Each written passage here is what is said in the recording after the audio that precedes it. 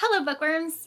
Today I'm going to be doing a news and stuff video, which is definitely by far my most requested video since I've returned. So there's a lot of things to catch up on, but I'm not going to focus on news that is older because it's obviously been a while since I've done videos and that would just be like too much. So most of the stuff that I'm going to talk about is more recent. Let's get into it. So first, I obviously had to start the video by talking about the Kingkiller Chronicles by Patrick Rothfuss. We've all been waiting forever for the third book in the series, and we will continue to wait. But we did find out that we will be getting a fourth book. I don't know if it will necessarily be expanding the original storyline to 4 books, or if it's going to start a new story arc and fourth story will still wrap up in book 3. I guess we'll see what happens there. In the same live stream where Patrick talked about coming out with a 4th book and wanting to continue to write in this world, he also let us in on a little secret that the 3rd book is going to explore the Barrow Kings, which is something that's mentioned in book 1. I won't get into spoilers here, but he said that he's feeling a lot better about book 3, about where it is. He's been able to fix some things in his personal life, which has allowed him to have more time to write and have more mental capacity to write. That sounds like a really great update, and I'm hopeful that we'll get an announcement about book 3 sometime soon-ish. Next is a bit of book news about Katie Cotugno. She was one of my favorite young adult authors, although I really liked her earlier work much better than some of the later books that were released, and she has now just sold her first adult novel, which I'm pretty excited about. It's called Birds of California. It's set against a post-Me Too Hollywood, and it is exploring an unlikely romance between a former child actress who had been labeled crazy by the tabloids and a current male leading man who really likes being in the spotlight. No cover or anything yet for this one, and it's expected to be released in summer of 2022, and I'm quite looking forward to it. Next, we found out that Michelle Obama is releasing a new edition of her book Becoming. It's going to be adapted for readers ages 10 and up, and it's going to include a special introduction by Michelle Obama herself, as well as 3 full-color photo inserts, and this will be available on March 2nd, I think along with the paperback copy of Becoming as well. Then moving on to what is usually my favorite section of these videos, and that is cover reveals. So we've gotten quite a bit of covers since I stopped making videos, but again, I'm only really going to touch upon the most recent ones or the ones that I'm most excited for. So here we go. So in my absence, we got the cover for Any Way the Wind Blows by Rainbow Rowell, but we just recently found out that we will be getting a Barnes & Noble special edition, and it changes the cover so that we have a pink backdrop for Kevin Wada's artwork, and it's just beautiful. I will definitely be getting myself a copy of this one. Then just like yesterday from filming this, we got a new cover for Silvia Moreno-Garcia's next book, and I love it, and it also sounds so good. It's called Velvet is the Night, and it's a 1970s thriller noir kind of novel. I think it looks totally awesome, and I really loved Mexican Gothic, so I'm very much looking forward to reading her next release. This one's going to be coming out in the summer. Then Neil Gaiman's books are getting another cover redesign. He's gotten so many covers over the course of the time that I've been reading him, and I love his books, so no complaints here, but I do think that these ones are really pretty. They're all watercolored kind of covers, so we have new covers for I think pretty much his entire works. We've got American Gods, we've got The Ocean at the End of the Lane, we've got Coraline, Stardust, Anansi Boys, Smoke and Mirrors, Fragile Things. Did I say Neverwhere? I can't remember. But all of his books, they're all getting new covers. Then we got the new illustrated cover for Ashley Elston's next book, which is called 10 Truths and a Dare, and this one is a companion novel to her release from 2019? Yeah, it wasn't last year. From 2019, which was 10 Blind Dates. And 10 Blind Dates is also getting a cover makeover, so the paperback will have a cover that matches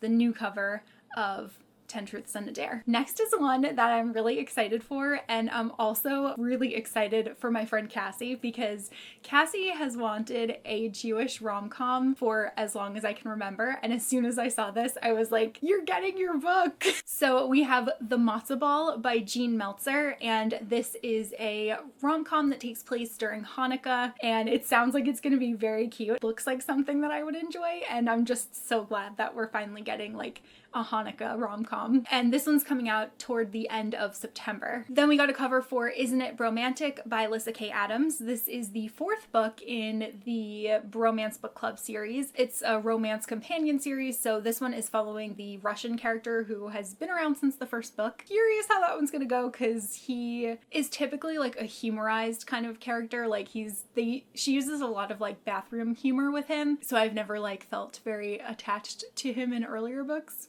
So we'll see. I'm still gonna read it though, because I do enjoy the series. Then we got the cover for Empire of the Vampire. Yeah, oh, I didn't realize how well that title flowed until just now. Yeah, okay, so we got the cover for Empire of the Vampire by J. Kristoff. The UK cover, amazing. It's so beautiful, just absolutely gorgeous. The US cover, meh.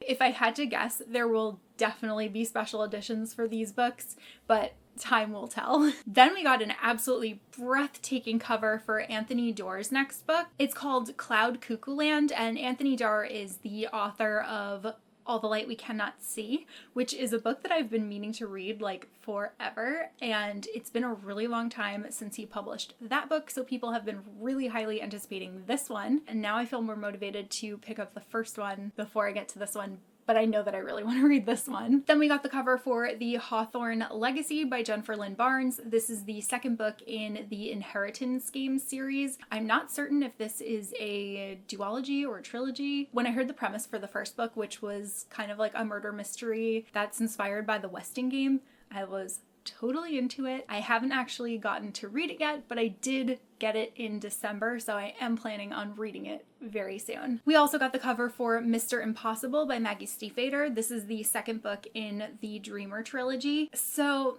I read Call Down the Hawk during my booktube break, and sadly I just didn't really care for it in the way that I was expecting to. There were some elements of it that I liked, but don't think I liked it enough to continue with the 2nd book. I also don't like this cover. Like, I don't think this is a good cover. But yeah, I think I'm done with this series, but I know that a lot of my friends really liked the first one, so I'm sure that there are a lot of other people out there that are excited for it too. Then we got the cover for Take Me Home Tonight by Morgan Matson. I'm so excited for this book. This is Morgan Matson's next YA contemporary, and it takes place in New York City, so I'm gonna love it. We also just got the cover for Royals Next Door by Karina Halley, and I love this cover, and I also love books about royals, so this like immediately went on my TBR the second that I saw this. I think it's just beautiful. Like, the colors are beautiful. I like the style of illustration. The premise sounds interesting.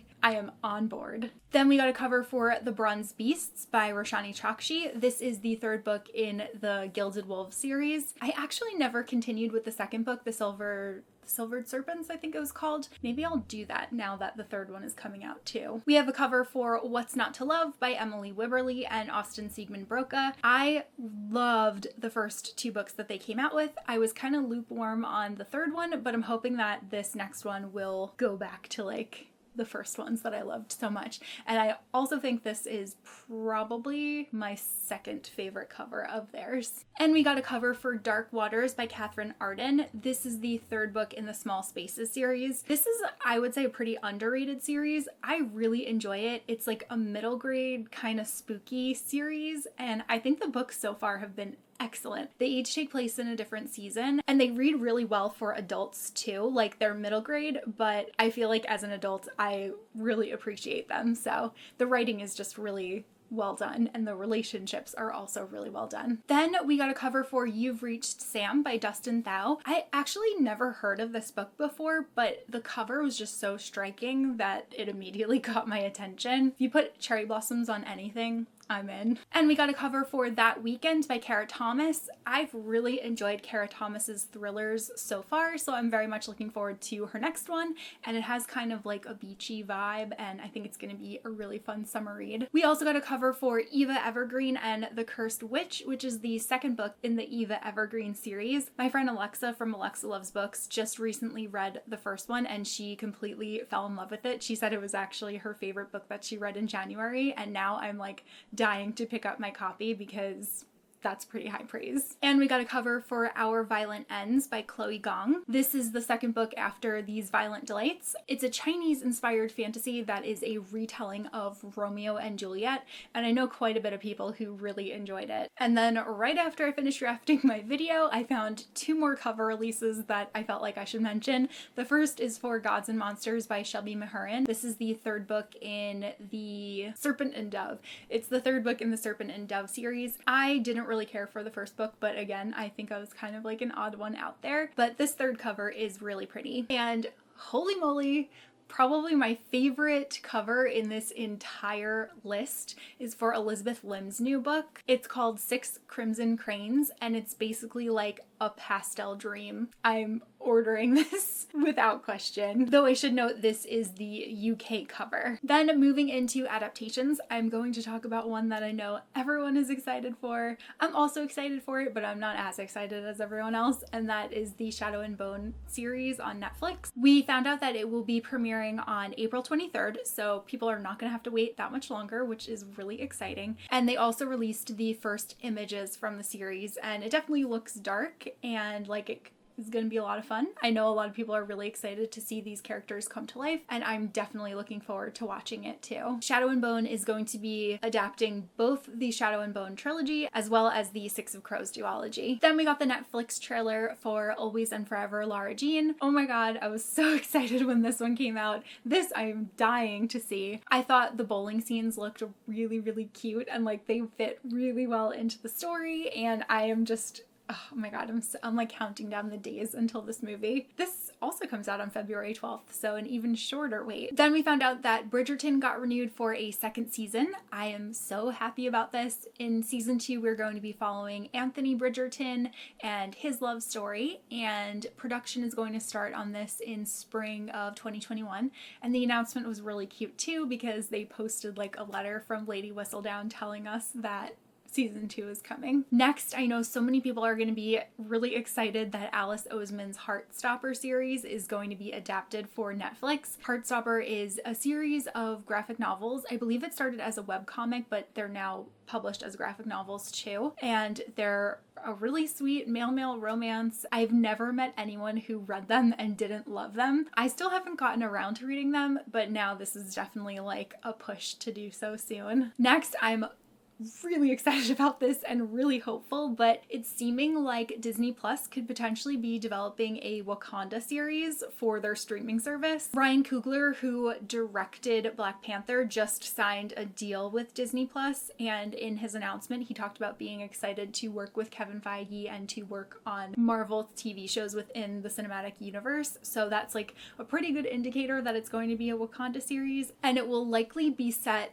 prior to the Black Panther film, and it will follow T'Challa's mother. Then we finally found out who's going to be playing Dream in the Netflix adaptation of Sandman by Neil Gaiman. He will be played by Tom Sturridge. This is a show that I've been waiting so many years to happen. There has been so much false hope with Sandman adaptations, and once again things got delayed last year, but they thankfully started production in October of 2020, so it's like really happening this time, which is very exciting, and I cannot wait for this to hit Netflix. It also makes me want to reread the graphic novel series, because I think the last time that I read it was like 11 or 12 years ago at this point. I'm also really hopeful that this will be a 2021 release, probably in the later half of the year, but no word on that yet. Then some Game of Thrones news. So HBO has greenlit another Game of Thrones spin-off show. This one's called Dunk and Egg. It's going to adapt George R.R. Martin's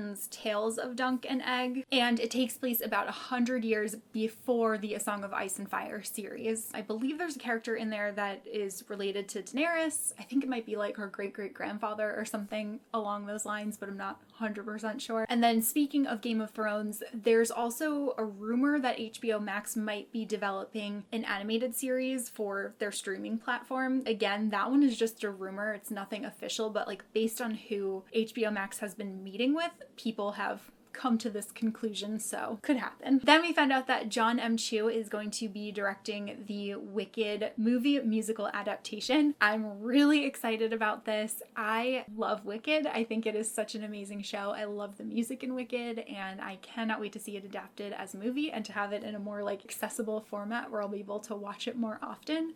And John M. Chu directed Crazy Rich Asians as well as In the Heights, which is the movie musical adaptation of Lin-Manuel Miranda's Broadway show. And that was supposed to come out last year, but it got delayed. So I'm really hoping that we'll get to see that this year. Fingers crossed. Then finally, Rodgers and Hammerstein's Cinderella starring Brandy is going to be coming to Disney Plus on February 12th. This was one of my favorite Cinderella adaptations as a kid, and I'm so excited to be able to watch it again. It's been so long. And last for adaptation news is Jennifer Matthews' Moxie adaptation is going to be coming to Netflix on March 3rd, so that is not too far away either. It's a feminist story, and I think it's a great story for young girls to be able to see, and I really hope that that is the audience that embraces it and learns from it. Then moving on to a couple of pieces of fandom news. The first one being the Pokemon Snap video game is coming out on April 30th, and I was so excited when I saw that pre-order update with a release date. I pre-ordered Pokemon Snap back in, was it 2020 or 2019? I think it would have been the end of 2019 when it was announced. I can't wait. I loved Pokemon Snap on Nintendo 64 when I was younger, and the images that they released were like absolutely breathtaking, even though they weren't like the final art, but I would assume that it'll be like pretty close to the concept stuff that we saw in that Nintendo Direct like so many ages ago. We'll see if this can overtake my Animal Crossing addiction. And then speaking of Animal Crossing, ColourPop did a really cool Animal Crossing makeup collection.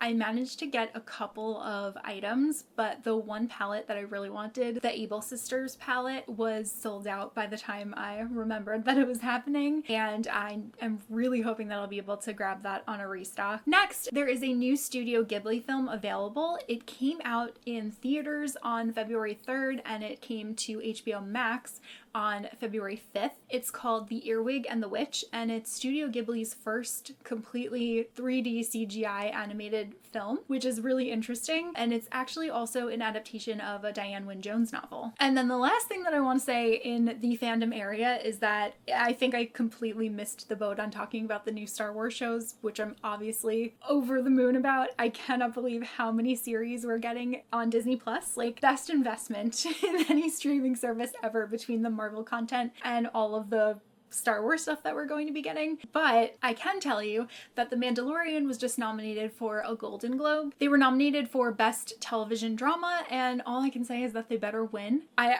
have no idea what else got nominated in that category. I honestly don't put too much stock in any of these big awards. Like, they're kind of fun to hear about sometimes if something that you like wins, but I'm not like, I must see this. But I'm really excited for the cast and crew of Mandalorian because I think it's so well deserved. Mandalorian has just been such an epic story, and the slow build and just the way that it connects to everything is absolutely perfect. It managed to capture like a whole new audience by just really being its own separate thing, and it's so unique within the Star Wars universe, and so good. Alrighty, so that is all the news and stuff that I have to share with you today. Hopefully you guys found out some new things in this video. Let me know anything that you're excited about, maybe something that I didn't mention, could be something older, maybe that's why I didn't talk about it, or maybe I missed something new, because that can happen. So that's all that I have for this video, and I will see you guys soon in a new one. Bye!